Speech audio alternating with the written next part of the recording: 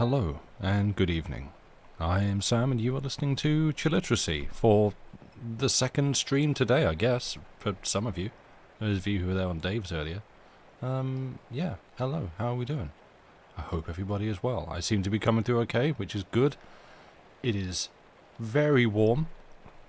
Apparently it's gone down to 14 degrees this evening. I don't believe that for a second. It is, frankly, a lovely sunny June day. Sounds good? Good, I'm glad to hear it. Hey-oh, that's kind of a pun. I guess. And yeah, like it's been a lovely day, clear blue sky, very warm, got the windows open, which is really just going to add to the disruption when Joey wants to come in. So, you know, we'll get to that. It's foreshadowing that now. But yeah, how are we all doing? As I said in chat, I'm not feeling my best. I've been worse, but I've also been better, and so this might just be a shorter stream. I have one short story to do for the first half. After that, I will assess and see whether I want to come back afterwards and do some more. But I thought that tonight we would return to the works of Algernon Blackwood, because I'm nearly done with stuff that I think I would read from that Mark Twain book. Although, to be fair, I could probably mine out plenty more from it. But frankly, we've been doing quite a lot of that, and where the point of... Sure, they've all been short stories, but the point of, one person reading longer stuff and one person reading short stories... Well, I guess the idea was just so that there's not, like, a lengthy narrative to try and cut into. And short stories, whoever they're from, fit that. But...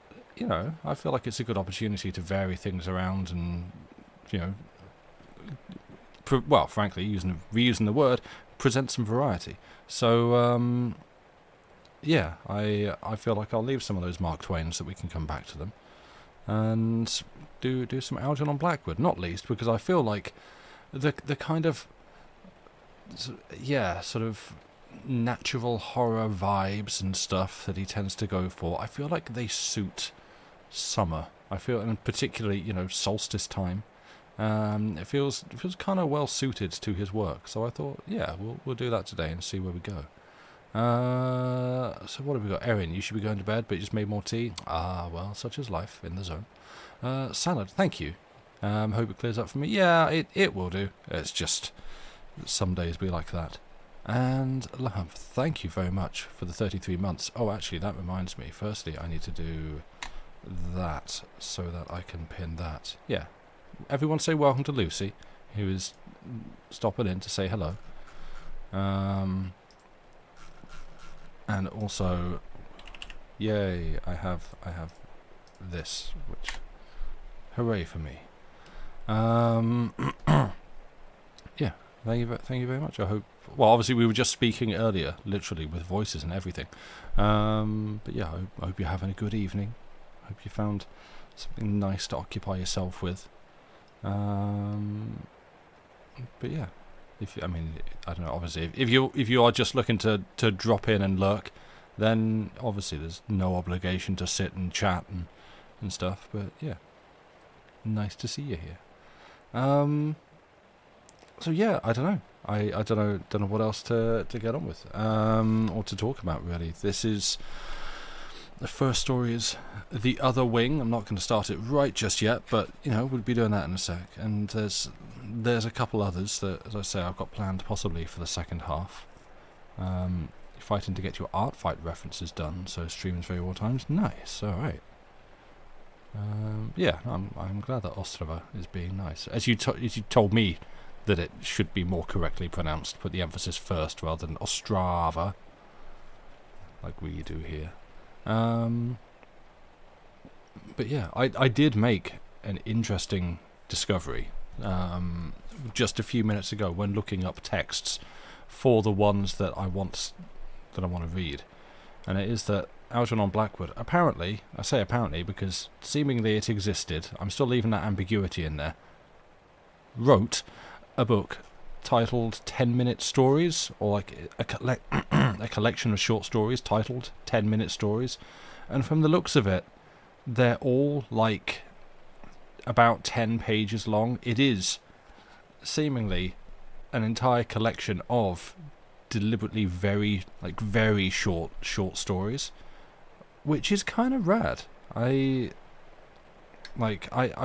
and I ended up in a long conversation about this earlier, but I'm really glad, firstly, that I decided to go back to Blackwood today, because the ones that I read for this, it just reminded me of how much I love his writing and the subjects that he writes about and the way that he does so. So I've seen there is a story on there called "You May Telephone From Here," which it's probably, as happens, I'll read a title and go, ooh, that conjures up a lot of imagination for what that could be about, and then you read it and it's like, oh, that kind of sucks, actually. Okay, fine, it wasn't what I thought, but that's fine. I guarantee there will be some bangers in there, and I really actually want to read that and go through those. But yeah, I've really enjoyed just today in myself, and hopefully when you hear them yourselves, you'll agree, going back to Blackwood's writing, because I really like it. And with that, as an extension of that, I sort of was again today thinking about how much I appreciate getting to do this, and essentially it's something I would not have done just for myself under my own steam. If we hadn't hit upon the idea for doing a reading channel where we read stuff, and what are we going to read? Well, it can't be stuff that's recent and still in copyright, because then you're just stealing other people's work. But if it's in the public domain, then that's accepted and okay. So okay, then we'll go and read some older things. Me, who pretty much has only stuck to sci-fi, and of that, I guess sci-fi from the 1950s onwards, 50s, 60s, 70s, that kind of thing. Probably more 60s and 70s, to be fair, onwards. So definitely nothing that I could read on here. And that's fine and good. There's nothing wrong with that. There's a lot of good stuff in sci-fi. We've covered that in the past. But it is, it's quite a limited diet. It's not a very broad subject. And so actually sort of being put in this position of, okay, we'll find some stuff that's well outside your wheelhouse to read and enjoy. It's been very cool getting to actually find writers and read them, and then make my own opinions about whether I like them or not. Because again, you go into school and you get told, read these authors. These are by absolute measure good authors. They are authors that are good and write good, and you shall read them and learn about the good authors that wrote the good book. And it's you're just told that these are good, and so therefore, because they are good, you must like them. So then you're reading it and thinking, I don't necessarily know that I'm enjoying this. And it's not really a very good position to try and figure out whether you enjoy something, because it's for school, you're doing it for homework. So you have to read and assess and understand, and rather than read for enjoyment. And so through doing this instead, and I think it does apply to both Lucy and myself, but also she, coming into this, had a much wider, a much broader selection of things that you would read than me. So yeah, you had a better start on this. But it's got me to read, frankly, a whole bunch of authors and styles already, and there's so many more to get to that I wouldn't have done, and actually make decisions for myself about what I like and what I don't. And you can read someone who would be regarded as one of the greats of the genre and one of the all-time bests, and go, I can see why, but I don't think that's for me. And then you can read someone else and just go, oh yeah, this is my jam. I love everything about this, and I want more of what this person had to say. And that's a cool thing. I like that. And that's where, I obviously knew the name Mark Twain. Everybody does, and everyone knows to put a lot of respect on that name. But if you've never actually read anything by him, then, which I hadn't, then it's sort of hard to go further than that. You just go, oh yeah, well, I'm not going to tell you he's bad, because he's obviously not. You don't earn that reputation by being bad. But I couldn't tell you why he was good, other than he was funny, I guess, and wrote popular books, but that's it.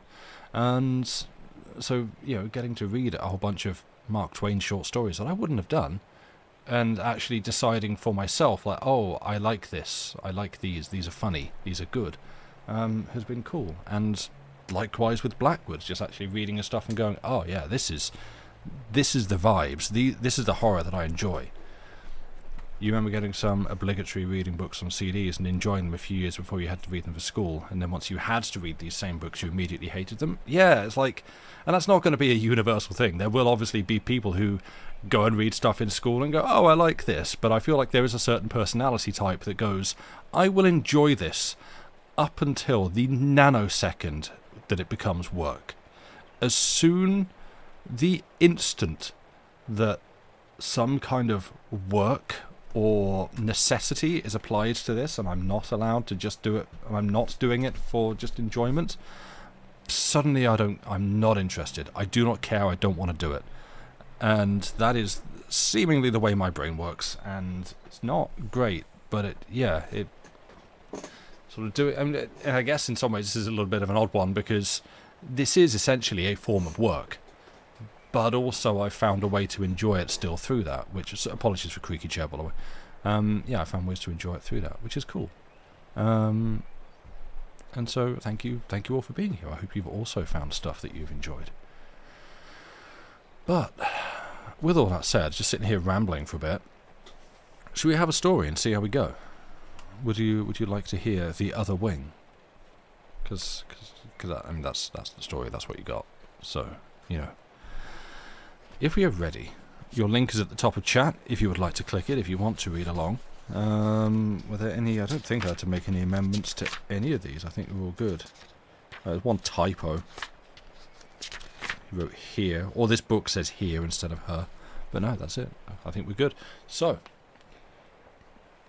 if we are all ready and would like to hear a story, then I shall begin. Just going to check my mute button. It's not that one. It's that one. Good. Then let us begin. The Other Wing by Algernon Blackwood. It used to puzzle him that, after dark, someone would look in round the edge of the bedroom door and withdraw again too rapidly for him to see the face. When the nurse had gone away with the candle, this happened. "Good night, Master Tim," she said, usually shading the light with one hand to protect his eyes. "Dream of me and I'll dream of you." She went out, slowly. The sharp-edged shadow of the door ran across the ceiling like a train. There came a whispered colloquy in the corridor outside, about himself, of course, and he was alone. He heard her steps going deeper and deeper into the bosom of the old country house. They were audible for a moment on the stone flooring of the hall, and sometimes the dull thump of the baize door into the servants' quarters just reached him too. Then silence. But it was only when the last sound as well as the last sign of her had vanished that the face emerged from its hiding place and flashed in upon him round the corner. As a rule, too, it came just as he was saying, "Now I'll go to sleep. I won't think any longer. Good night, Master Tim, and happy dreams." He loved to say this to himself. It brought a sense of companionship, as though there were two persons speaking.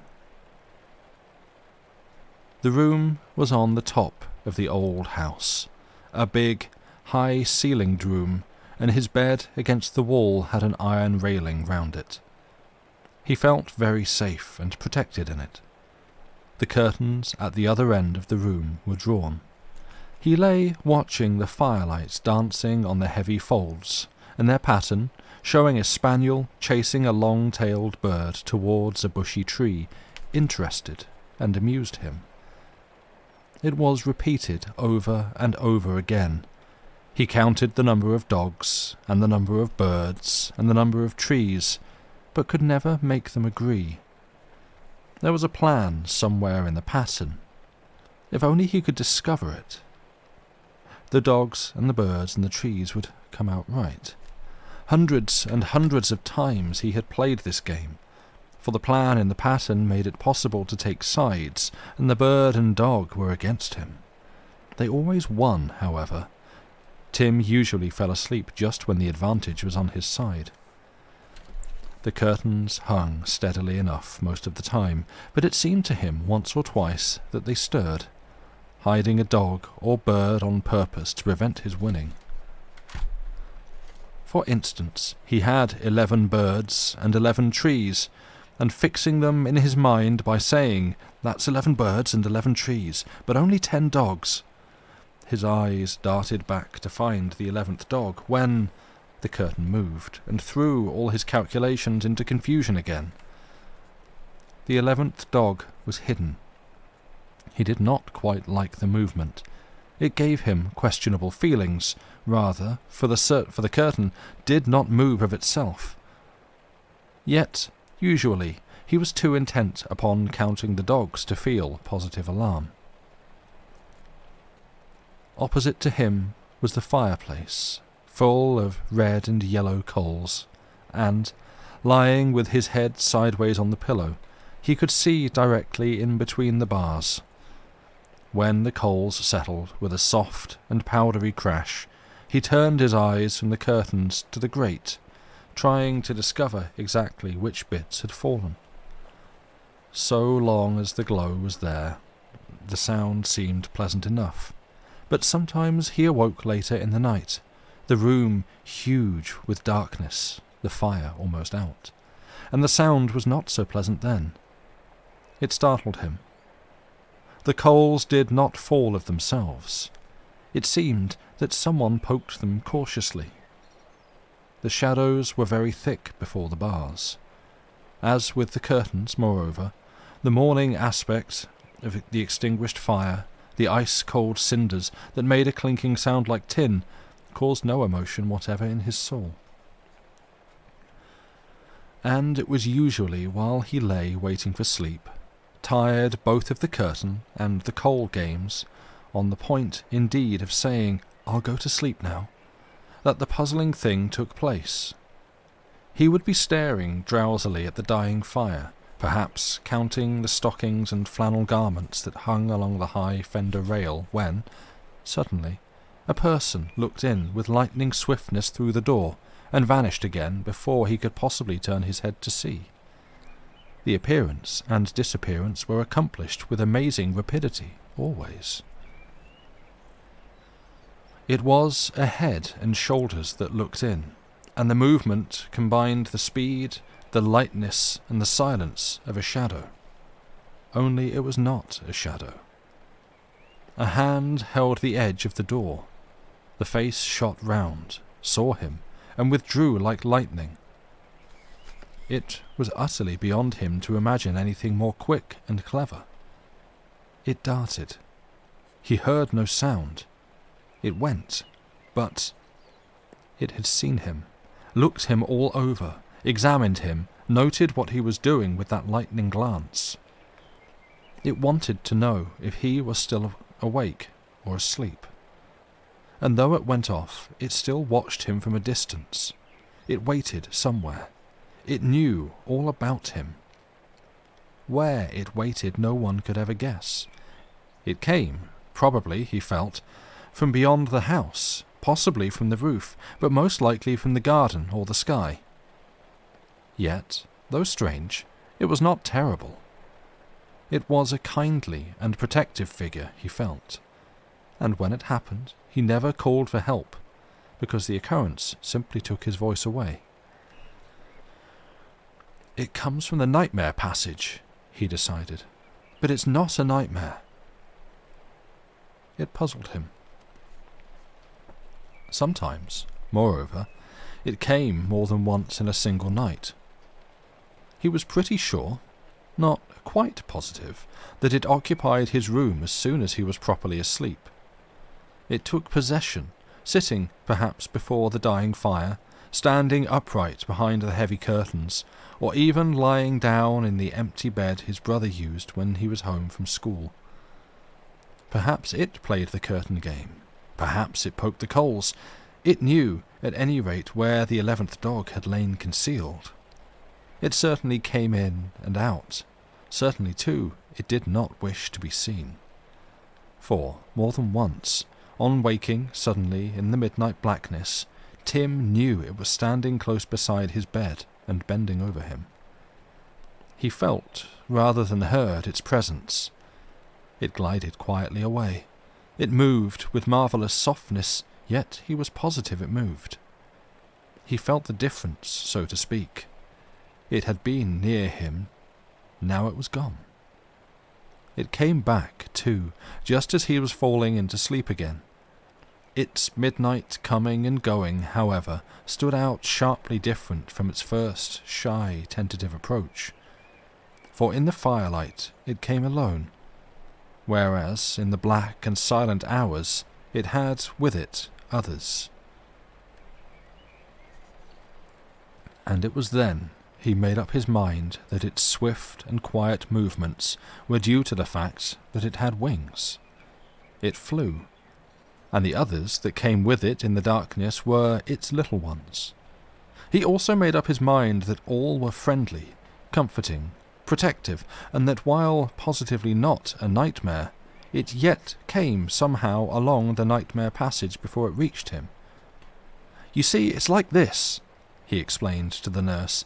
"The big one comes to visit me alone, but it only brings its little ones when I'm quite asleep." Then the quicker you get to sleep, the better, isn't it, Master Tim?" He replied, "Rather. I always do, only I wonder where they come from." He spoke, however, as though he had an inkling. But the nurse was so dull about it that he gave her up and tried his father. "Of course," replied this busy but affectionate parent. "It's either nobody at all, or else it's sleep coming to carry you away to the land of dreams." He made the statement kindly but somewhat briskly, for he was worried just then about the extra taxes on his land, and the effort to fix his mind on Tim's fanciful world was beyond him at the moment. He lifted the boy onto his knee, kissed and patted him as though he were a favourite dog, and planted him on the rug again with a flying sweep. "Run and ask your mother," he added. "She knows all about that kind of thing. Then come back and tell me all about it. Another time." Tim found his mother in an armchair before the fire of another room. She was knitting and reading at the same time. A wonderful thing the boy could never understand. She raised her head as he came in, pushed her glasses onto her forehead, and held her arms out. He told her everything, ending up with what his father said. "You see, it's not Jackman or Thompson or anyone like that," he exclaimed. "It's someone real." "But nice," she assured him. "Someone who comes to take care of you and see that you're all safe and cozy." "Oh, yes, I know that, but I think your father's right," she added quickly. "It's Sleep, I'm sure, who pops in round the door like that. Sleep has got wings, I've always heard." "Then the other thing, the little ones," he asked, "are they just sorts of dozes, you think?" Mother did not answer for a moment. She turned down the page of her book, closed it slowly, and put it on the table beside her. More slowly still, she put her knitting away, arranging the wool and needles with some deliberation. "Perhaps," she said, drawing the boy closer to her and looking into his big eyes of wonder, "they're dreams." Tim felt a thrill run through him as she said it. She stepped back a foot or so and clapped his hands softly. "Dreams!" he whispered with enthusiasm and belief. "Of course! I never thought of that." His mother, having proved her sagacity, then made a mistake. She noted her success, but instead of leaving it there, she elaborated and explained. As Tim expressed it, she went on about it. Therefore he did not listen.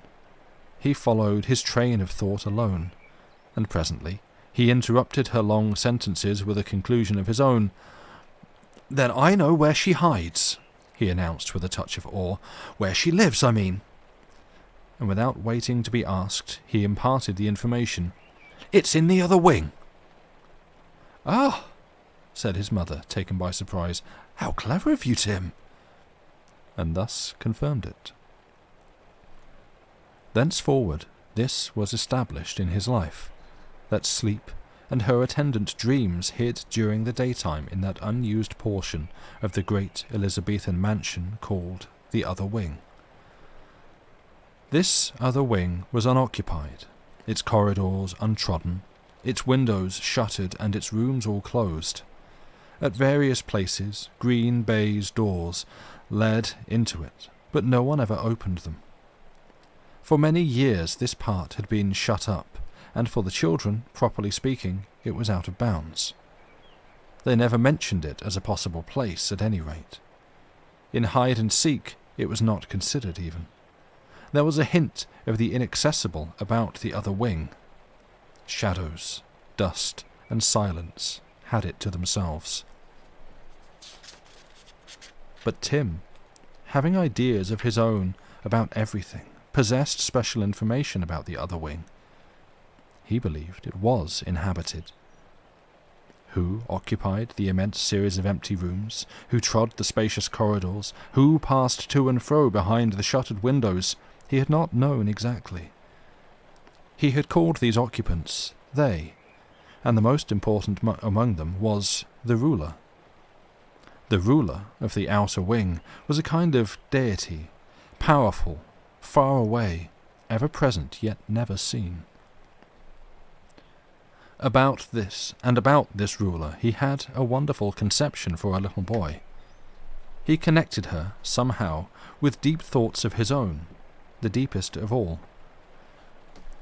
When he made up adventures to the moon, to the stars, or to the bottom of the sea, adventures that he lived inside himself, as it were, to reach them he must invariably pass through the chambers of the other wing. Those corridors and halls, the nightmare passage among them, lay along the route. They were the first stage of the journey.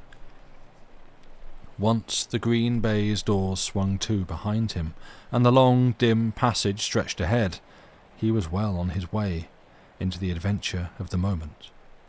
The nightmare passage once passed, he was safe from capture. But once the shutters of a window had been flung open, he was free of the gigantic world that lay beyond. For then light poured in, and he could see his way. The conception for a child was curious. It established a correspondence between the mysterious chambers of the other wing and the occupied but unguessed chambers of his inner being. Through these chambers, through these darkened corridors, along a passage, sometimes dangerous, or at least of questionable repute, he must pass to find all adventures that were real. The light, when he pierced far enough to take the shutters down, was discovery. Tim did not actually think, much less say, all this. He was aware of it, however. He felt it. The other wing was inside himself as well as through the green baize doors. His inner map of wonder included both of them. But now, for the first time in his life, he knew who lived there and who the ruler was. A shutter had fallen of its own accord. Light poured in. He made a guess, and Mother had confirmed it. Sleep and her little ones, the host of dreams, were the daylight occupants. They stole out when the darkness fell. All adventures in life began and ended by a dream, discoverable by first passing through the other wing. And, having settled this, his one desire now was to travel over the map upon journeys of exploration and discovery. The map inside himself he knew already, but the map of the other wing he had not seen. His imagination knew it. He had a clear mental picture of rooms and halls and passages, but his feet had never trod the silent floors where dust and shadows hid the flock of dreams by day. The mighty chambers where sleep ruled, he longed to stand in, to see the ruler face to face. he made his mind to get into the other wing. To accomplish this was difficult, but Tim was a determined youngster and he meant to try. He meant also to succeed. He deliberated. At night he could not possibly manage it. In any case, the ruler and her host all left it after dark to fly about the world. The wing would be empty, and the emptiness would frighten him. Therefore, he must make a daylight visit, and it was a daylight visit he decided on. He deliberated more. There were rules and risks involved. It meant going out of bounds, the danger of being seen, the certainty of being questioned by some idle and inquisitive grown-up. "Where in the world have you been all this time?" and so forth. These things he thought out carefully, and though he arrived at no solution, he felt satisfied that it would be all right. That is, he recognized the risks. To be thus prepared was half the battle, for nothing then could take him by surprise. The notion that he might slip in from the garden was soon abandoned. The red bricks showed no openings. There was no door. From the courtyard also entrance was impracticable. Even on tiptoe he could barely reach the broad window-sills of stone. When playing alone, or walking with the French governess, he examined every outside possibility. None offered. The shutters, supposing he could reach them, were thick and solid. Meanwhile, when opportunity offered, he stood against the tight red bricks. The towers and gables of the wing rose overhead. He heard the wind go whispering along the eaves. He imagined tiptoe movements and a sound of wings inside. Sleep and her little ones were busily preparing for their journeys after dark. They hid, but they did not sleep. In this unused wing, vaster alone than any other country house he had ever seen, Sleep taught and trained her flock of feathered dreams. It was very wonderful. They probably supplied the entire county. But more wonderful still was the thought that the ruler herself should take the trouble to come to his particular room and personally watch over him all night long. That was amazing, and it flashed across his imaginative, inquiring mind. Perhaps they take me with them, the moment I'm asleep. That's why she comes to see me. Yet his chief preoccupation was how Sleep got out. Through the green baize doors, of course. By a process of elimination, he arrived at a conclusion. He, too, must enter through a green baize door and risk detection. Of late, the lightning visits had ceased. The silent, darting figure had not peeped in and vanished as it used to do. He fell asleep too quickly now, almost before Jackman reached the hall, and long before the fire began to die. Also, the dogs and birds upon the curtains always matched the trees exactly, and he won the curtain game quite easily. There was never a dog or bird too many. The curtain never stirred. It had been thus ever since his talk with mother and father. And so he came to make a second discovery. His parents did not really believe in this figure. She kept away on that account. They doubted her. She hid. Here was still another incentive to go and find her out. He ached for her. She was so kind. She gave herself so much trouble. Just for his little self in the big and lonely bedroom. Yet his parents spoke of her as though she were of no account. He longed to see her face to face and tell her that he believed in her and loved her, for he was positive she would like to hear it. She cared. Though he had fallen asleep of late too quickly for him to see her flash in at the door, he had known nicer dreams than in his life before, travelling dreams. And it was she who sent them. More, he was sure she took him out with her. One evening, in the dusk of a March day, his opportunity came, and only just in time, for his brother, Jack, was expected home from school on the morrow, and with Jack in the other bed, no figure would ever care to show itself. Also, it was Easter, and after Easter, though Tim was not aware of it at the time, he was to say goodbye, finally, to governess, and become a day boarder at a preparatory school for Wellington.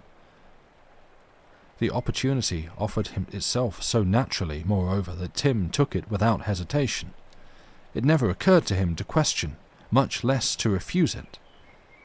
The thing was obviously meant to be, for he found himself unexpectedly in front of a green baize door, and the green baize door was swinging. Somebody, therefore, had just passed through it. It had come about in this wise. Father, away in Scotland, at Inglemuir, the shooting place, was expected back next morning. Mother had driven over to the church upon some Easter business or other, and the governess had been allowed her holiday at home in France.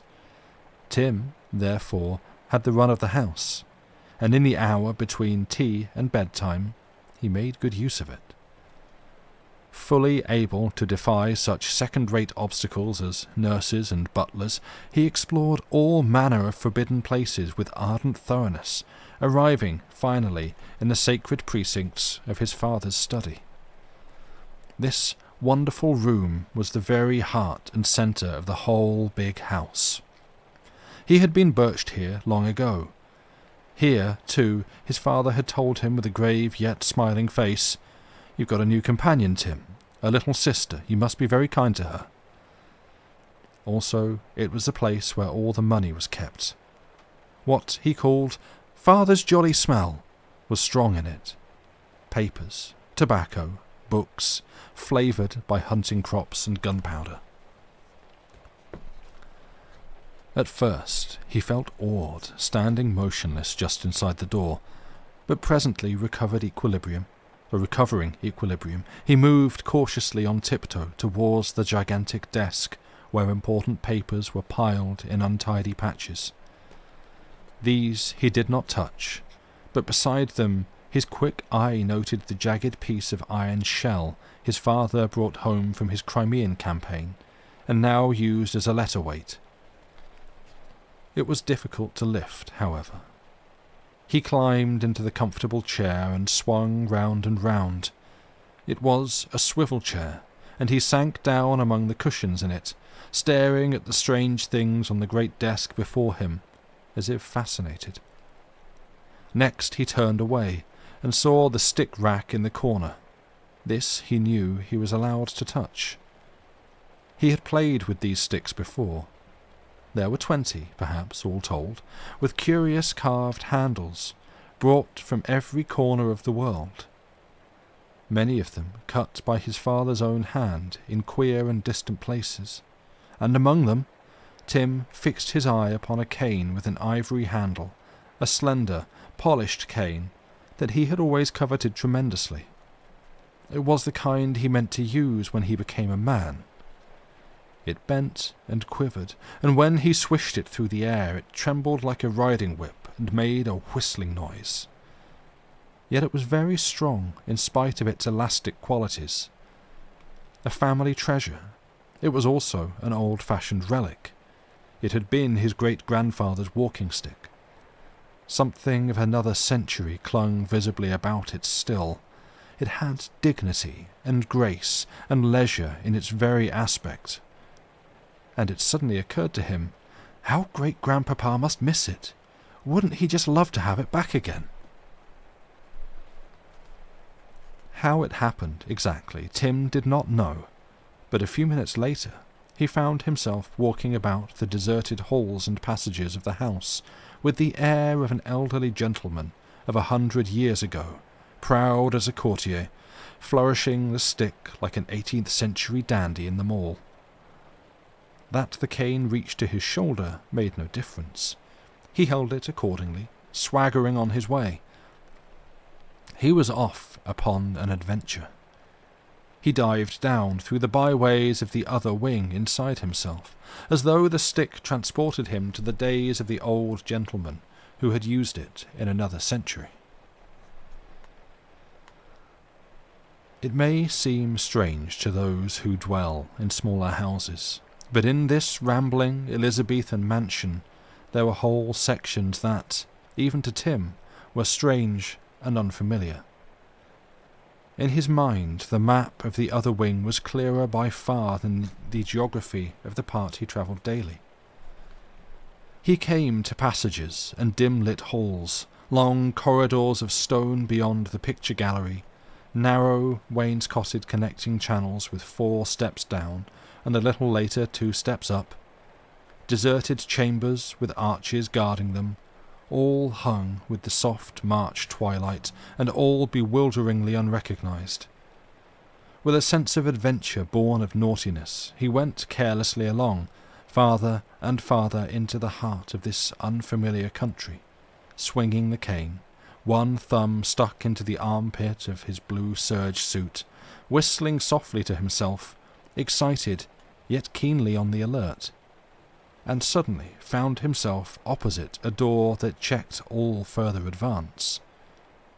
It was a green baize door, and it was swinging. He stopped abruptly, facing it. He stared. He gripped the cane more tightly. He held his breath. "The other wing," he gasped in a swallowed whisper.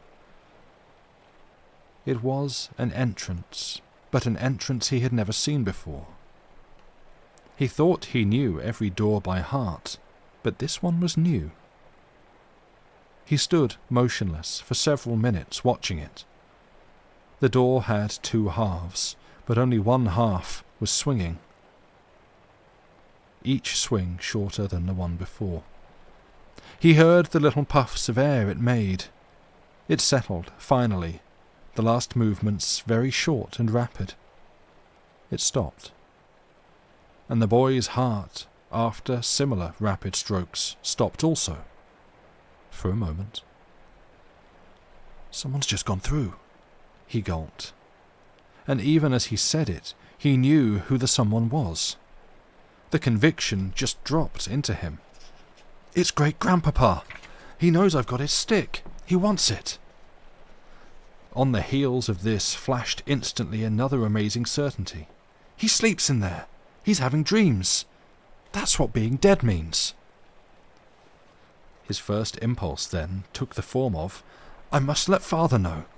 It'll make him burst for joy." But his second was for himself, to finish his adventure. And it was this, naturally enough, that gained the day. He could tell his father later. His first duty was plainly to go through the door into the other wing. He must give the stick back to its owner. He must hand it back. The test of will and character came now. Tim had imagination, and so knew the meaning of fear, but there was nothing craven in him. He could howl and scream and stamp like any other person of his age when the occasion called for such behaviour, but such occasions were due to temper roused by a thwarted will, and the histrionics were half pretended to produce a calculated effect. There was no one to thwart his will at present. He also knew how to be afraid of nothing, to be afraid without ostensible cause, that is, which was merely nerves. He could have the shudders with the best of them. But when a real thing faced him, Tim's character emerged to meet it. He would clench his hands, brace his muscles, set his teeth, and wished to heaven that he was bigger. But he would not flinch. Being imaginative, he lived the worst a dozen times before it happened, yet in the final crash he stood up like a man. He had the highest pluck, the courage of a sensitive temperament. And at this particular juncture, somewhat ticklish for a boy of 8 or 9, it did not fail him. He lifted the cane and pushed the swinging door wide open. Then he walked through it, into the other wing.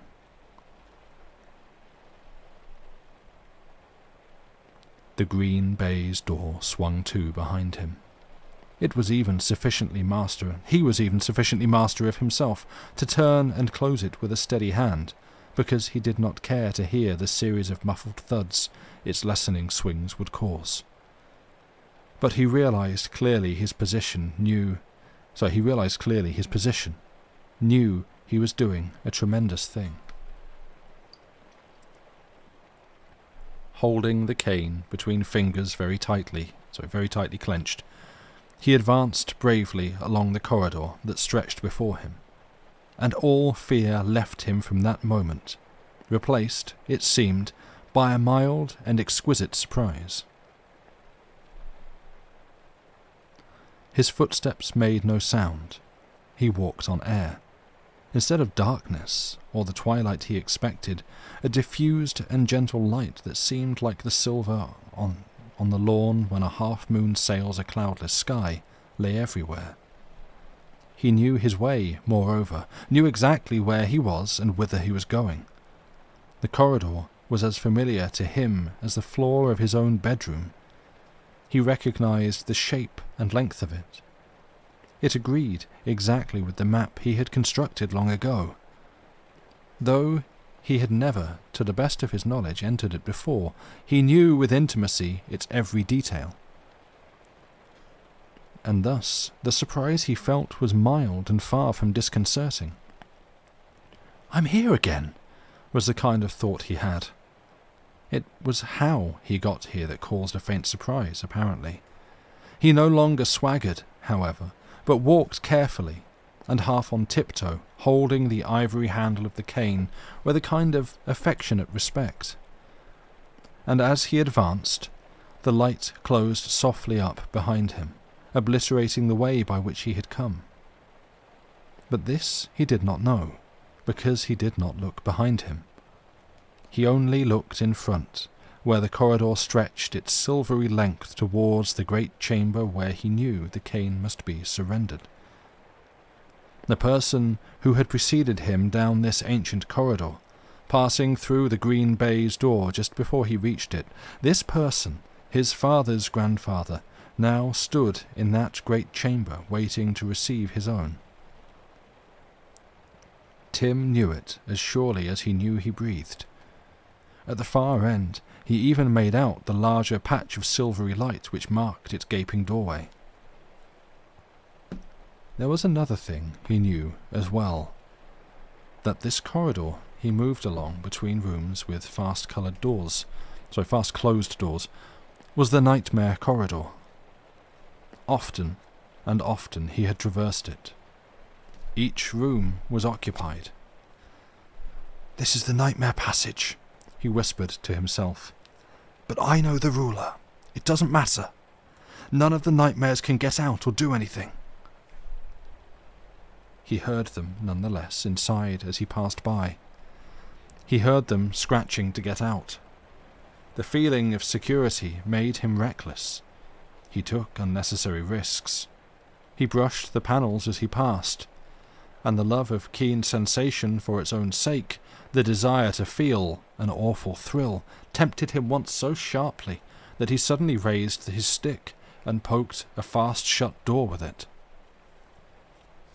He was not prepared for the result, but he gained the sensation and the thrill, for the door opened with instant swiftness half an inch. A hand emerged, caught the stick, and tried to draw it in. Tim sprang back as if he had been struck. He pulled at the ivory handle with all his strength, but his strength was less than nothing. He tried to shout, but his voice had gone. A terror of the moon came over him, for he was unable to loosen his hold of the handle. His fingers had become part of it. An appalling weakness turned him helpless. He was dragged inch by inch towards the fearful door. The end of the stick was already through the narrow crack.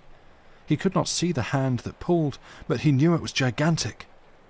He understood now why the world was strange, why horses galloped furiously, and why trains whistled as they raced through stations. All the comedy and terror of nightmare gripped his heart with pincers made of ice. The disproportion was abominable. The final collapse rushed over him when, without a sign of warning, the door slammed silently, and between the jamb and the wall the cane was crushed as flat as if it were a bulrush. So irresistible was the force behind the door that the solid stick just went flat as the stalk of a bulrush. He looked at it. It was a bulrush. He did not laugh. The absurdity was so distressingly unnatural. The horror of finding a bulrush where he had expected a polished cane. This hideous and appalling detail held the nameless horror of the nightmare. It betrayed him utterly. Why had he not always known really that the stick was not a stick, but a thin and hollow reed? Then the cane was safely in his hand, unbroken. He stood looking at it. The nightmare was in full swing. He heard another door opening behind his back, a door he had not touched. There was just time to see a hand thrusting and waving dreadfully, horribly at him through the narrow crack, just time to realize that this was another nightmare acting in atrocious concert with the first, when he saw, closely beside him, towering to the ceiling, the protective, kindly figure that visited his bedroom. In the turning movement he made to meet the attack, he became aware of her, and his terror passed. It was a nightmare terror merely. The infinite horror vanished. Only the comedy remained. He smiled. He saw her, dimly only. She was so vast, but he saw her, the ruler of the other wing, at last, and he knew that he was safe again.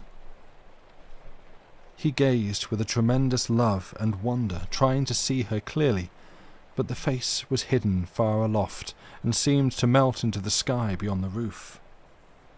He discerned that she was larger than the night, only far, far softer, with wings that folded above him more tenderly even than his mother's arms, that there were points of light like stars among the feathers, and that she was vast enough to cover millions and millions of people all at once. Moreover, she did not fade or go so far as he could see, but spread herself in such a way that he lost sight of her. She spread over the entire wing. And Tim remembered that this was all quite natural, really. He had often and often been down this corridor before. The nightmare corridor was no new experience. It had to be faced as usual. Once knowing what hid inside the rooms, he was bound to tempt them out. They drew, enticed, attracted him. This was their power. It was their special strength that they could suck him helplessly towards them, and that he was obliged to go. He understood exactly why he was tempted to tap with the cane upon their awful doors, but, having done so, he had accepted the challenge and could now continue his journey quietly in safety. The ruler of the other wing had taken him in charge. A delicious sense of carelessness came on him. There was softness as of water in the solid things about him, nothing that could hurt or bruise. Holding the cane firmly by its ivory handle, he went forward along the corridor, walking as on air. The end was quickly reached.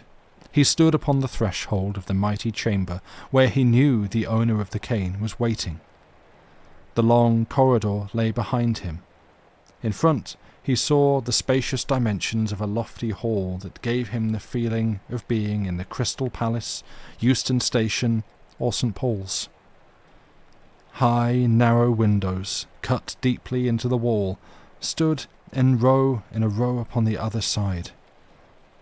An enormous open fireplace of burning logs was on his right. Thick tapestries hung from the ceiling to the floor of stone, and in the centre of the chamber was a massive table of dark, shining wood, great chairs with carved, stiff backs set here and there beside it. and in the biggest of these throne-like chairs there sat a figure, looking at him gravely.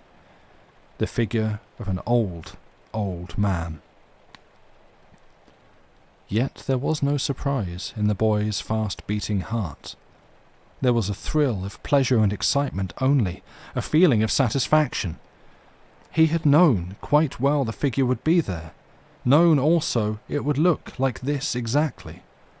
He stepped forward onto the floor of stone without a trace of fear or trembling, holding the precious cane in 2 hands now before him, as though to present it to its owner.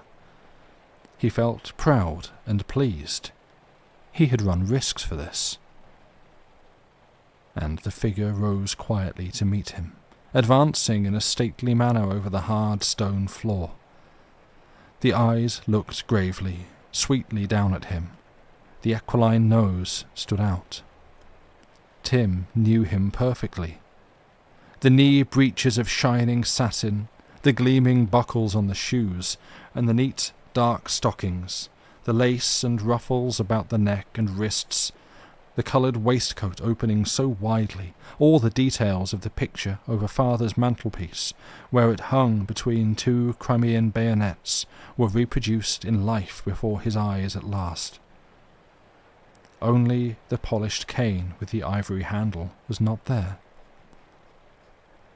Tim went 3 steps nearer to the advancing figure, and held out both his hands with the cane laid crosswise on them. "I've brought it, great-grandpapa," he said in a faint but clear and steady tone. "Here it is." And the other stooped a little, put out 3 fingers half concealed by falling lace, and took it by the ivory handle. He made a courtly bow to Tim. He smiled, but though there was pleasure, it was a grave, sad smile. He spoke then.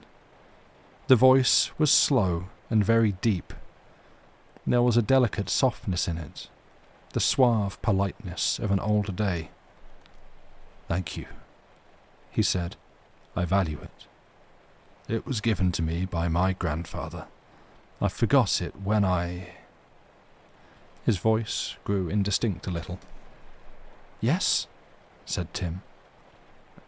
"When I left," the old gentleman repeated. "Oh," said Tim, thinking how beautiful this and kind the gracious figure was. The old man ran his slender fingers carefully along the cane, feeling the polished surface with satisfaction. He lingered specially over the smoothness of the ivory handle. He was evidently very pleased. "I was not quite myself at the moment," he went on gently. "My memory failed me somewhat." He sighed as though an immense relief was in him. "I forget things too, sometimes," Tim mentioned sympathetically.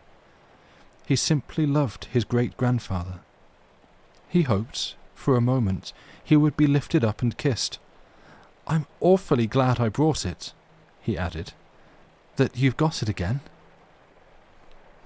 The other turned his kind grey eyes upon him. The smile on his face was full of gratitude as he looked down. "Thank you, my boy. I am truly and deeply indebted to you. You courted danger for my sake. Others have tried before, but the nightmare passage—" He broke off. He tapped the stick firmly on the stone flooring as though to test it. Bending a trifle, he put his weight upon it. "Ah!" he exclaimed, with a short sigh of relief. "I can now—" His voice again grew indistinct. Tim did not catch the words. "Yes?" he asked again, aware for the first time that a touch of awe was in his heart. "Get about again," the other continued very low. "Without my cane," he added, the voice falling with each word the old lips uttered, "I could not, possibly, allow myself to be seen. It was indeed deplorable, unpardonable of me. to forget in such a way. Zounds, sir, I... His voice sank away suddenly into a sound of wind. He straightened up, tapping the iron ferrule of his cane on the stones in a series of loud knocks. Tim felt a strange sensation creep into his legs. The queer words frightened him a little. The old man took a step towards him. He still smiled, but there was a new meaning in the smile. A sudden earnestness had replaced the courtly, leisurely manner. The next words seemed to blow down upon the boy from above, as though a cold wind brought them from the sky outside. Yet the words, he knew, were kindly meant and very sensible. It was only the abrupt change that startled him. Great-grandpapa, after all, was but a man. The distant sound recalled something in him to that outside world from which the cold wind blew. "My eternal thanks to you," he heard, while the voice and face and figure seemed to withdraw deeper and deeper into the heart of the mighty chamber. "I shall not forget your kindness and your courage. It is a debt I can, fortunately, one day repay. But now you had best return, and with dispatch, for your head and arm lie heavily on the table, the documents are scattered, there is a cushion fallen, and my son's son is in the house. Farewell. You had best leave me quickly. See, she stands behind you, waiting. Go with her. Go now." The entire scene had vanished even before the final words were uttered. Tim felt empty space about him.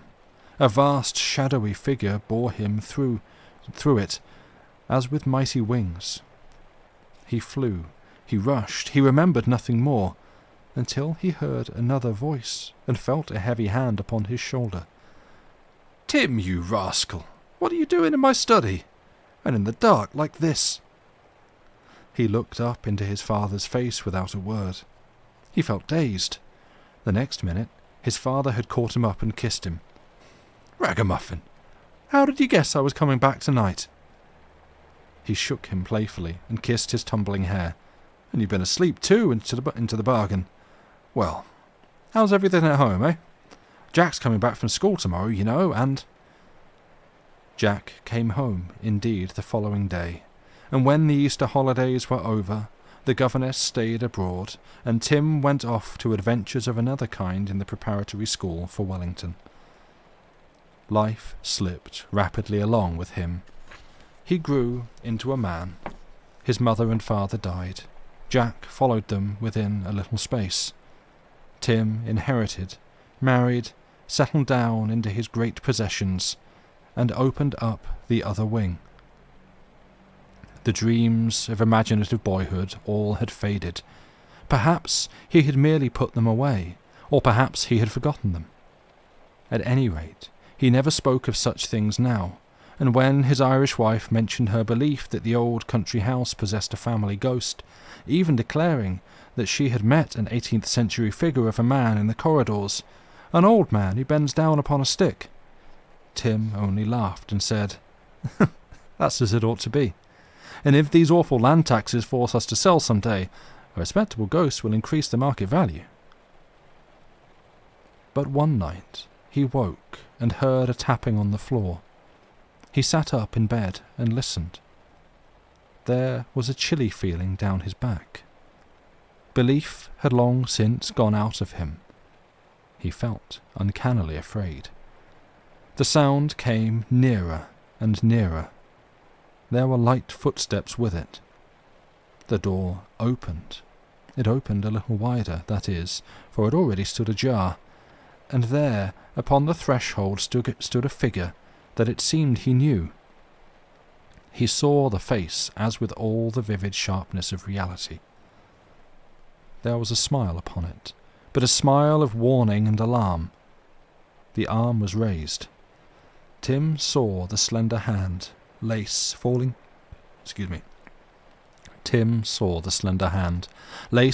down upon the long, thin fingers, and in them, tightly gripped, a polished cane.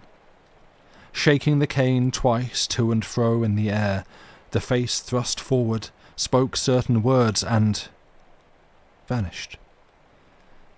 But the words were inaudible, for though the lips distinctly moved, no sound apparently came from them.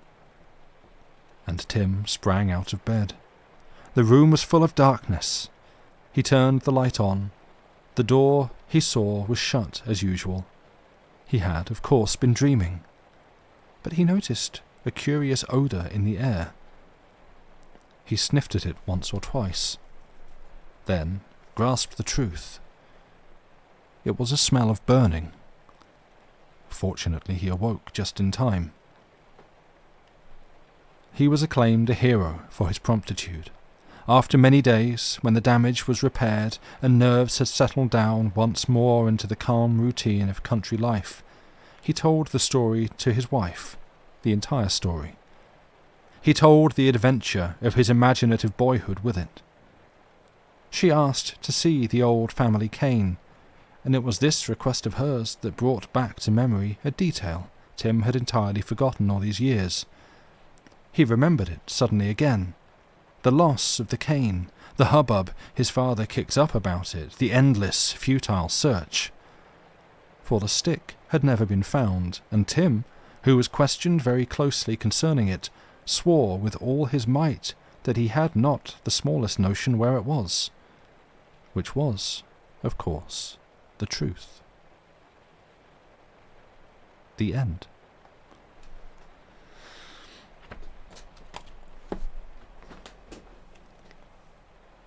And that concludes The Other Wing. So, I'm going to yawn and stretch. I think I could probably do the next one. I was thinking is pretty short, so not going to go straight into it, of course. That was nice. Yeah, I really like that one.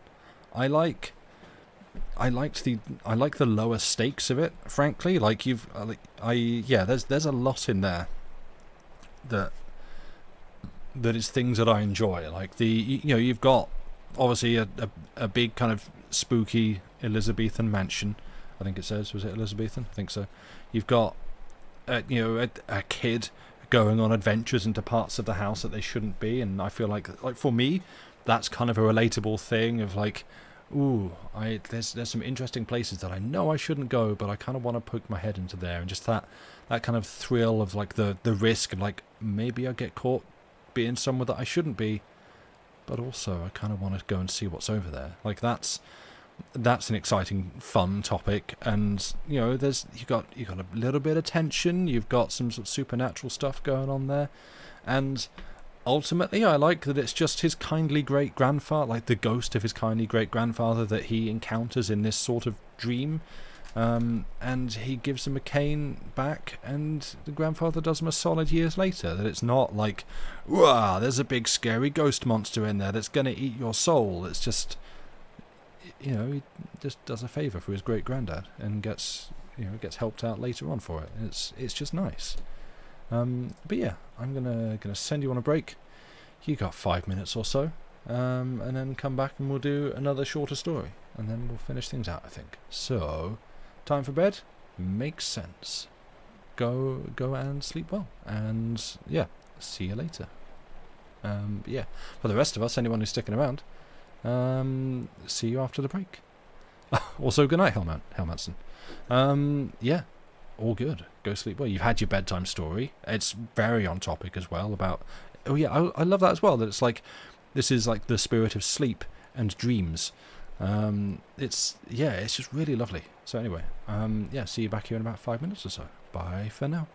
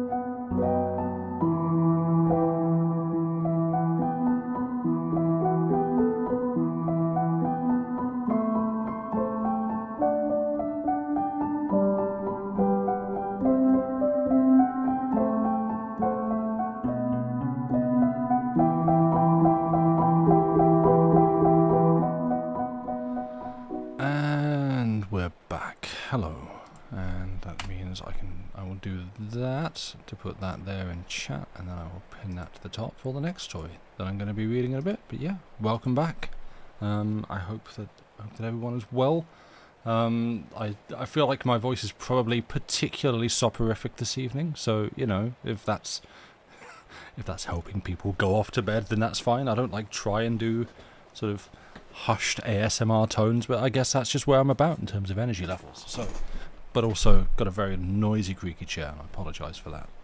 But yeah, I hope you all enjoyed that one. I really liked that. I did while I was reading, as tends to happen. I'll read something and go, "Ooh, that's a particularly nice turn of phrase you got there," and I'll turn the corner of the page where you probably heard me pick up the pencil and scribble a couple of bits to mark it out so I can come back and find it. And it turns out there were two on consecutive pages that are basically the same line written twice, but I liked them both.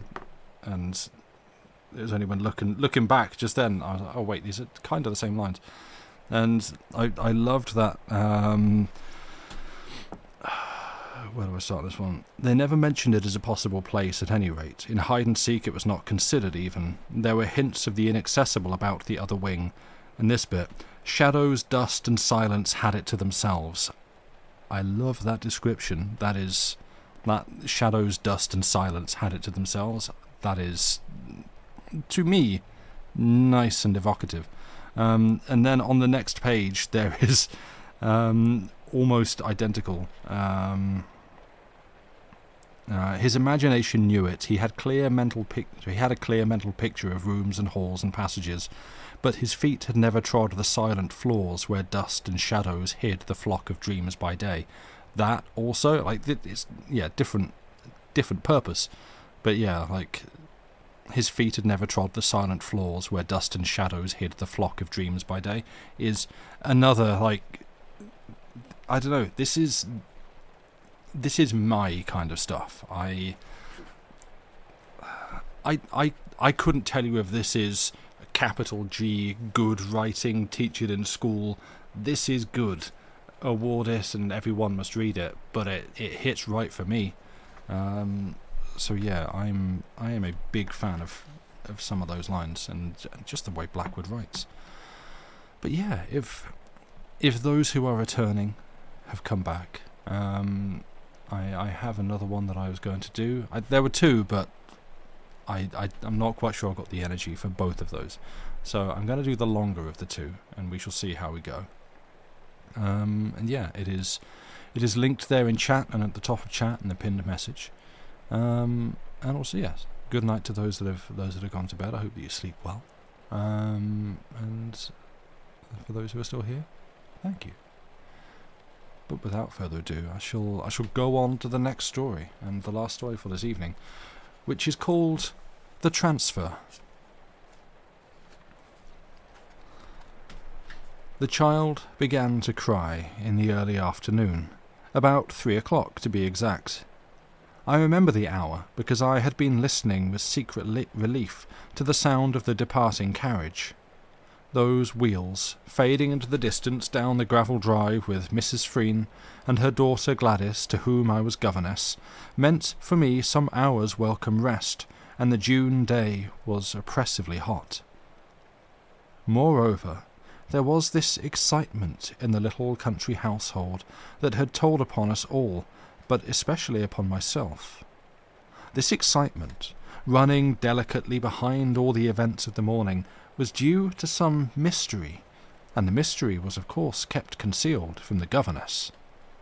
I had exhausted myself with guessing and keeping on the watch, for some deep and unexplained anxiety possessed me, so that I kept thinking of my sister's dictum that I was really much too sensitive to make a good governess, and that I should have done far better as a professional clairvoyant. Mr. Freen, senior, Uncle Frank, was expected for an unusual visit from town about tea-time. That I knew. I also knew that his visit was concerned somehow with the future welfare of little Jamie, Gladys's 7-year-old brother. More than this, indeed, I never knew, and this missing link makes my story, in a fashion, incoherent. an important bit of the strange puzzle left out.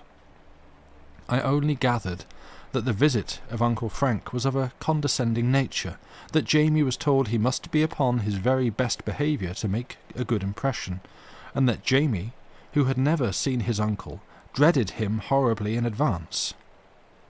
Then, trailing thinly through the dying crunch of the carriage wheels this sultry afternoon, I heard the curious little wail of the child's crying, with the effect, wholly unaccountable, that every nerve in my body shot its bolt electrically, bringing me to my feet with a tingling of unequivocal alarm.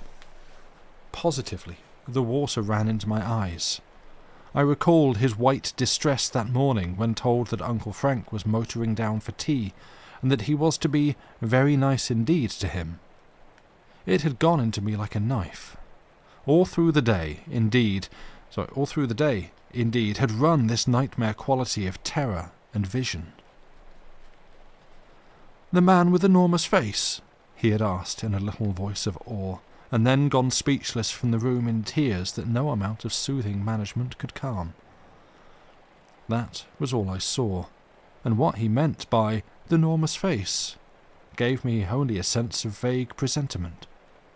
But it came as anticlimax somehow, a sudden revelation of the mystery and excitement that pulsed beneath the quiet of the stifling summer day. I feared for him, for of all that commonplace household I loved Jamie best, though professionally I had nothing to do with him. He was a high-strung, ultra-sensitive child, and it seemed to me that no one understood him, least of all his honest, tender-hearted parents, so that his little wailing voice brought me from my bed to the window in a moment like a call for help. The haze of June lay over that big garden like a blanket. The wonderful flowers, which were Mr. Freen's delight, hung motionless. The lawns, so soft and thick, cushioned all other sounds. Only the limes and huge clumps of golden roses hummed with bees. Through this muted atmosphere of heat and haze, the sound of the child's crying floated faintly to my ears from a distance. Indeed, I wonder now that I heard it at all, for the next moment I saw him down beyond the garden, standing in his white sailor suit alone, 200 yards away. He was down by the ugly patch where nothing grew, the forbidden corner. A faintness then came over me at once, a faintness as of death, where I saw him there, of all places, where he never was allowed to go, and where, moreover, he was usually too terrified to go. To see him, standing solitary in that singular spot, above all to hear him crying there, bereft me momentarily of the power to act. Then, before I could recover my composure sufficiently to call him in, Mr. Freen came round the corner from the lower farm with the dogs, and, seeing his son, performed that office for me. In his loud, good-natured, hearty voice he called him, and Jamie turned and ran as though some spell had broken just in time, ran into the open arms of his fond but uncomprehending father, who carried him indoors on his shoulder while asking what all this hubbub was about.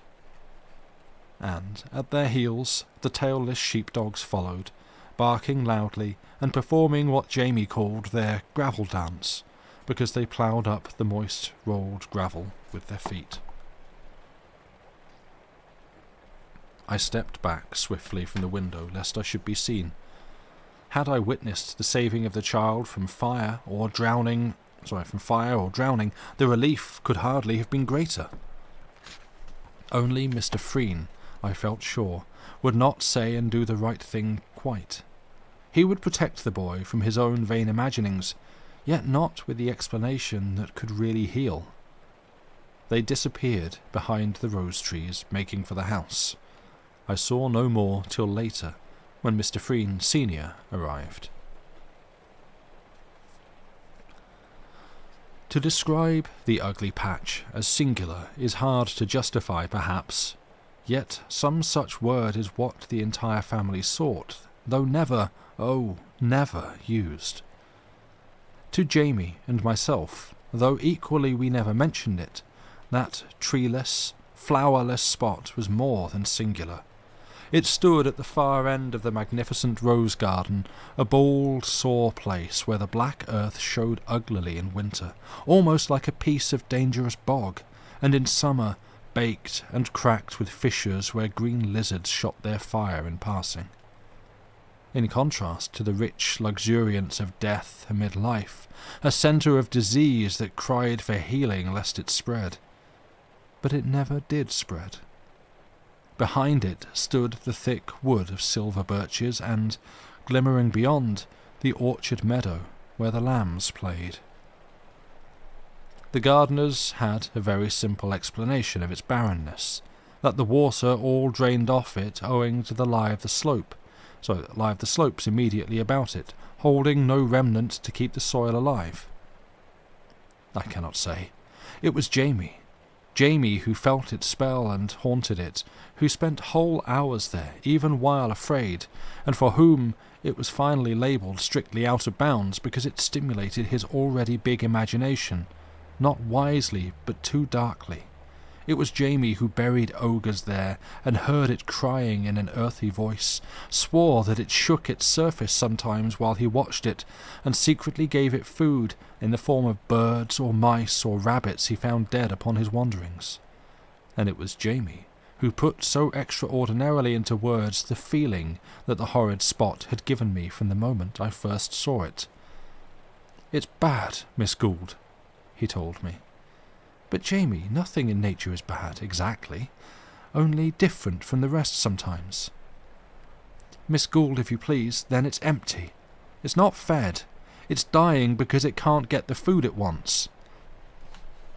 And when I stared into the little pale face where the eyes shone so dark and wonderful, seeking within myself for the right thing to say to him, he added, with an emphasis and conviction that made me suddenly turn cold, "Miss Gould?"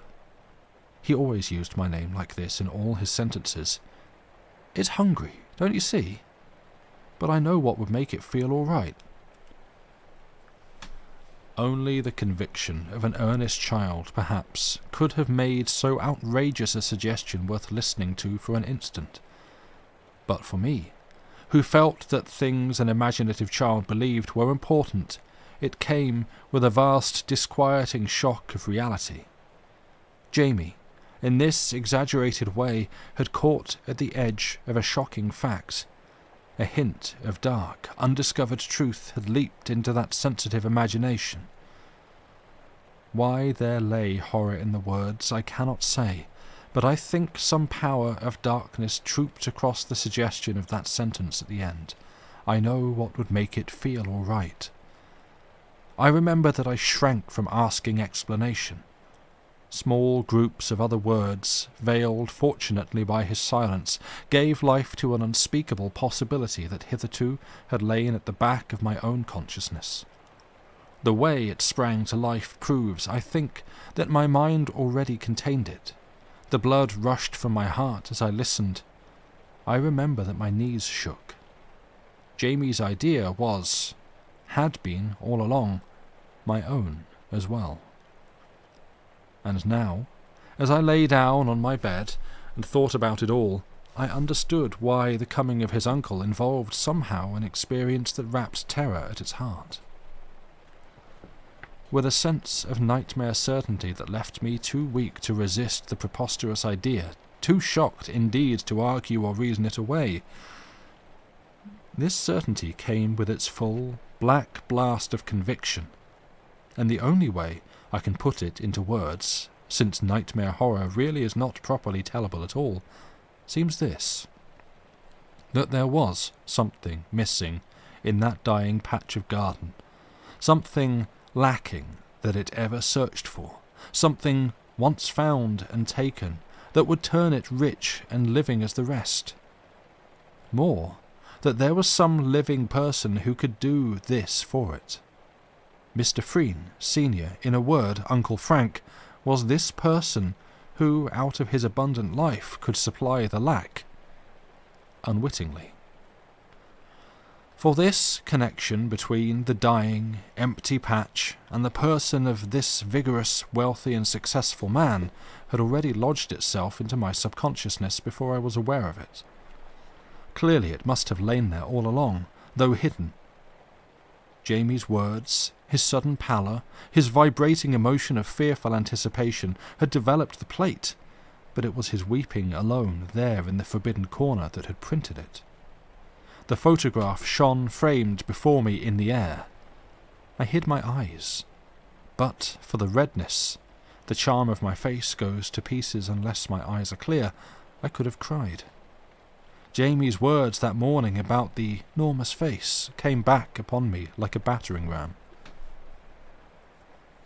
Mr. Freen, Senior, had been so frequently the subject of conversation in the family since I came. I had so often heard him discussed, and had then read so much about him in the papers, his energy, his philanthropy, his success with everything he laid his hands to, that a picture of the man had grown complete within me. I knew him as he was, within, or as my sister would have said, clairvoyantly. And the only time I saw him, when I took Gladys to a meeting where he was chairman, and later felt his atmosphere and presence while for a moment he patronizingly spoke with her, had justified the portrait I had drawn. The rest, you may say, was a woman's wild imagining. But I think, rather, it was that kind of divining intuition which women share with children. If souls could be made visible, I would stake my life upon the truth and accuracy of my portrait. For this Mr. Freen was a man who droops alone, but grew vital in a crowd, because he used their vitality. He was a supreme, unconscious artist in the science of taking the fruits of others' work and living for his own advantage. He vampired, unknowingly no doubt, every one with whom he came in contact, left them exhausted, tired, listless. Others fed him, so that while in a full room he shone. Alone by himself and with no life to draw upon, he languished and declined. In the man's immediate neighbourhood you felt his presence draining you. He took your ideas, your strength, your very words, and later used them for his own benefit and aggrandizement. Not evilly, of course. The man was good enough, but you felt that he was dangerous owing to the facile way he absorbed into himself all loose vitality that was to be had. His eyes and voice and presence devitalized you. Life, it seemed, not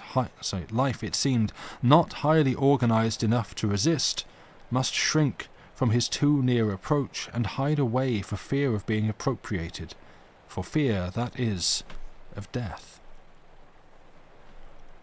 Jamie, unknowingly, put in the finishing touch to my unconscious portrait. The man carried about with him some silent, compelling trick of drawing out all your reserves, then swiftly pocketing them. At first you would be conscious of taut resistance. This would slowly shade off into weariness. The will would become flaccid. Then you either moved away or yielded, agreed to all he said with a sense of weakness pressing ever closer upon the edges of collapse. With a male antagonist it might be different, but even then the effort of resistance would generate force that he absorbed and not the other. He never gave out. Some instinct taught him how to protect himself from that. To human beings, I mean, he never gave out. This time it was a very different matter. He had no more chance than a fly before the wheels of a huge, what Jamie used to call a traction engine. So this was how I saw him. A great human sponge crammed and soaked with the life, or proceeds of life, absorbed from others. Stolen. My idea of a human vampire was satisfied. He went about carrying these accumulations of the life of others. In this sense, his life was not really his own. For the same reason, I think, it was not so fully under his control as he imagined. And in another hour this man would be here. I went to the window. My eye wandered to the empty patch, dull black there amid the rich luxuriance of the garden flowers.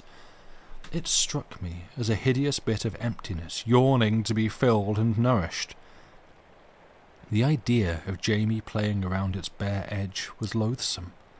I watched the big summer clouds above, the stillness of the afternoon, the haze. The silence of the overheated garden was oppressive. I had never felt a day so stifling, motionless. It lay there waiting. The household, too, was waiting.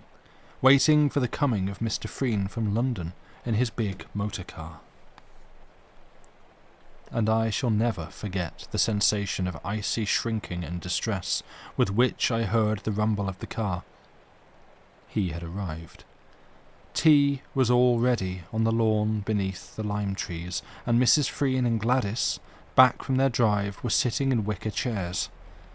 Mr. Freen, Jr., was in the hall to meet his brother, but Jamie, as I learned afterwards, had shown such hysterical alarm, offered such bold resistance, that it had been wiser to keep him in his room.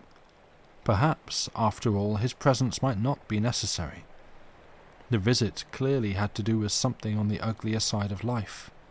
Money, settlements, or what not. I never knew exactly, only that his parents were anxious and that Uncle Frank had to be propitiated. It does not matter. That has nothing to do with the affair. What has to do with it, or I should not be telling the story, is that Mrs. Freen sent for me to come down, in my nice white dress if I didn't mind, and that I was terrified yet pleased because it meant that a pretty face would be considered a welcome addition to the visitor's landscape. Also, most odd it was, I felt my presence was somehow inevitable, that in some way it was intended that I should witness what I did witness. And the instant I came upon the lawn, I hesitate to set it down, it sounds so foolish, disconnected, I could have sworn, as my eyes met his, that a kind of sudden darkness came, taking the summer brilliance out of everything, and that it was caused by troops of small black horses that raced about us from his person, to attack. After a first momentary approving glance, he took no further notice of me. The tea and talk went smoothly. I helped to pass the plates and cups, filling in pauses with little undertalk to Gladys. Jamie was never mentioned. Outwardly, all seemed well, but inwardly everything was awful, skirting the edge of things unspeakable, and so charged with danger that I could not keep my voice from trembling when I spoke. I watched his hard, bleak face. I noticed how thin he was, and the curious oily brightness of his steady eyes. They did not glitter, but they drew you with a sort of soft, creamy shine. And everything he said or did announced what I may dare to call the suction of his presence. His nature achieved this result automatically. He dominated us all, yet so gently that until it was accomplished, no one noticed it. Before 5 minutes had passed, however, I was aware of one thing only. My mind focused exclusively upon it, and so vividly that I marvelled the others did not scream, or run, or do something violent to prevent it. And it was this: that, separated merely by some dozen yards or so, this man, vibrating with the acquired vitality of others, stood within easy reach of that spot of yawning emptiness, waiting and eager to be filled. Earth scented her prey. These two active centres were within fighting distance. He so thin, so hard, so keen, yet really spreading large with the loose surround of others' life he had appropriated, so practised and triumphant. Sorry, I'm trying to figure out what I'm hearing. I think it's just rumbling or something. That was weird. So practised and triumphant. That other so patient, deep, with so mighty a draw of the whole earth behind it, and, so obviously aware that its opportunity at last had come. I saw it all as plainly as though I watched two great animals prepare for battle, both unconsciously. Yet, in some inexplicable way, I saw it, of course, within me and not externally. The conflict would be hideously unequal.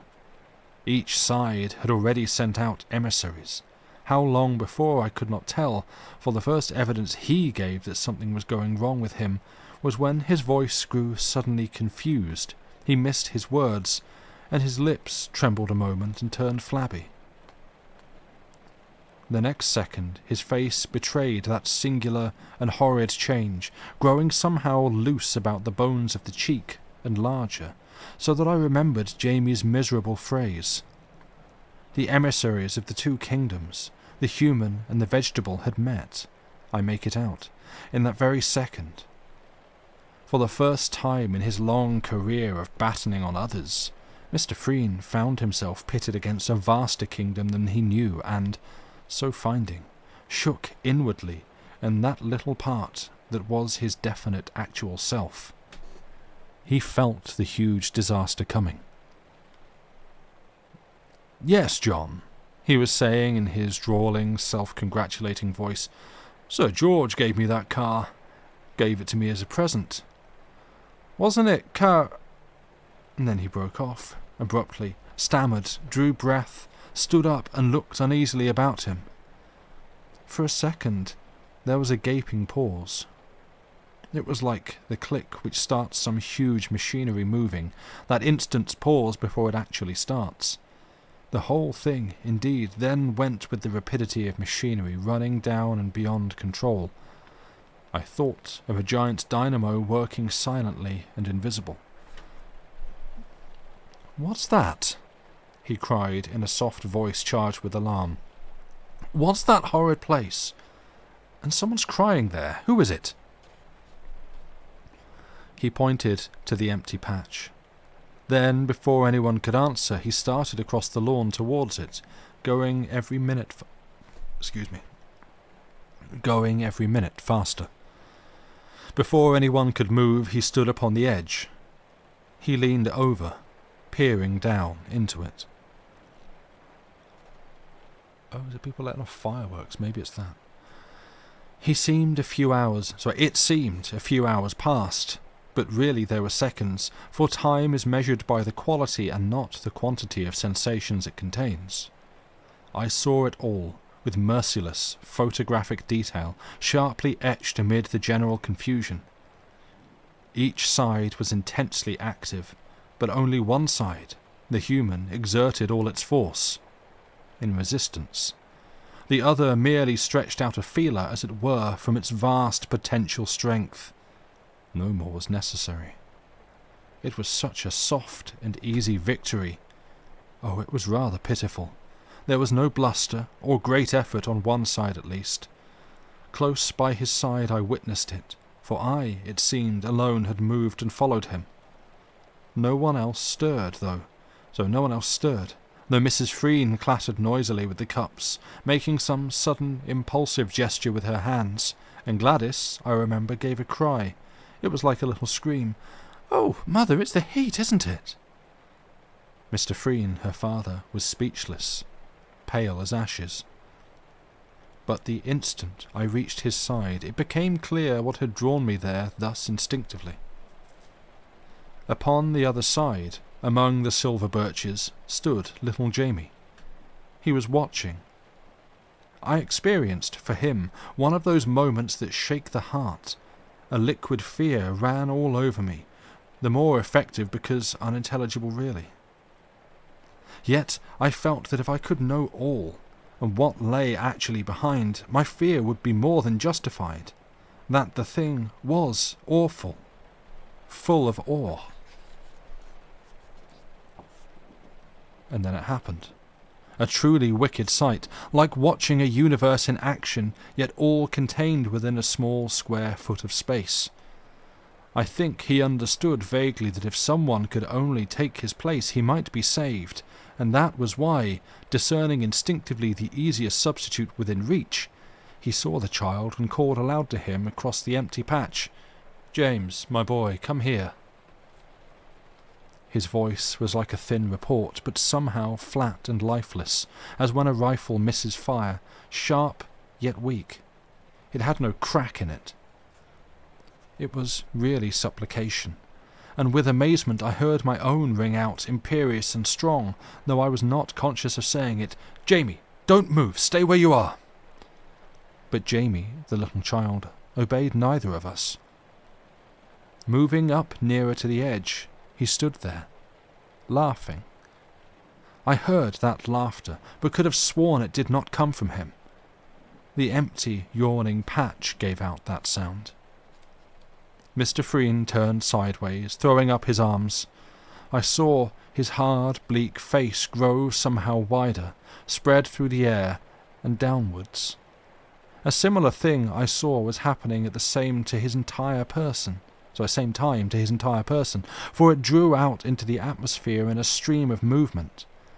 The face, for a second, made me think of those toys of green India rubber that children pull. It grew enormous.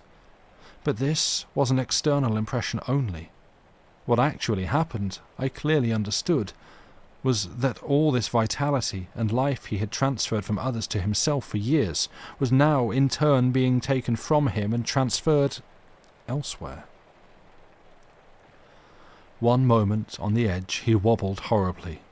Then, with that queer sideways motion, rapid yet ungainly, he stepped forward into the middle of the patch and fell heavily upon his face. His eyes, as he dropped, faded shockingly, and across the countenance was written plainly what I can only call an expression of destruction. He looked utterly destroyed. I caught a sound. From Jamie? But this time not of laughter. It was like a gulp. It was deep and muffled, and it dipped away into the earth. Again, I thought of a troop of small black horses galloping away down a subterranean passage beneath my feet, plunging into the depths, their tramping growing fainter and fainter into buried distance. In my nostrils was a pungent smell of earth. And then, all passed. I came back into myself. Mr. Freen, Jr., was lifting his brother's head from the lawn where he had fallen from the heat, close beside the tea-table.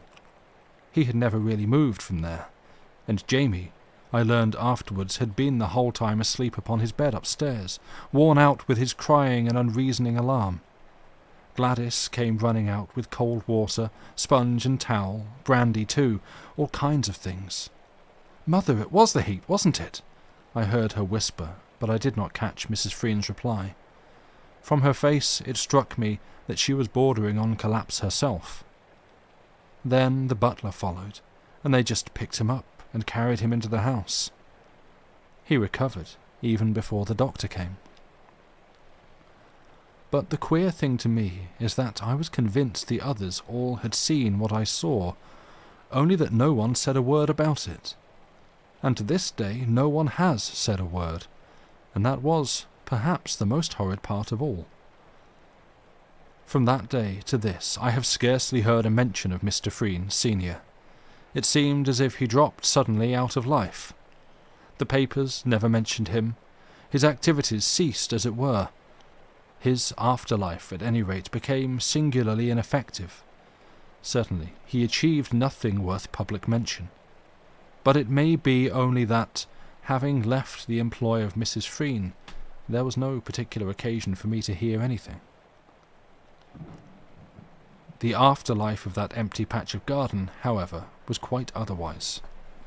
Nothing, so far as I know, was done to it by gardeners, or in the way of draining it, or bringing in new earth, but even before I left in the following summer, it had changed. It lay untouched, full of great, luscious, driving weeds and creepers, very strong, full, fed and bursting thick with life.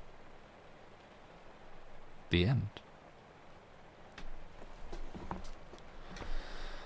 Thank you for listening. That was the transfer, which I also enjoyed a lot.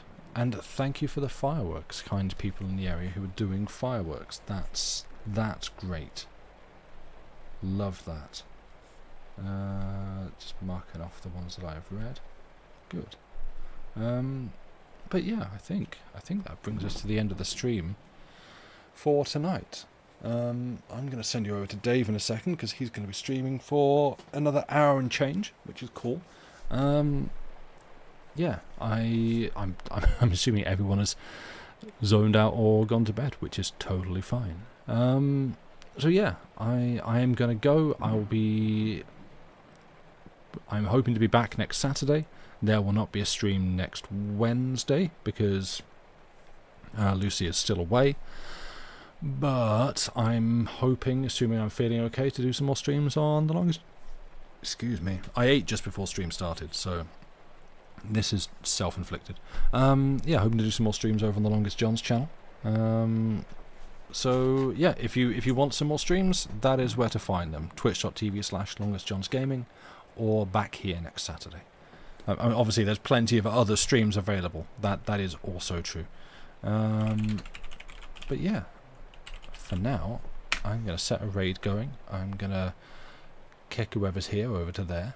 And I will see you on the next... Good grief, why are there fireworks? What is going on? I will see you on the next one.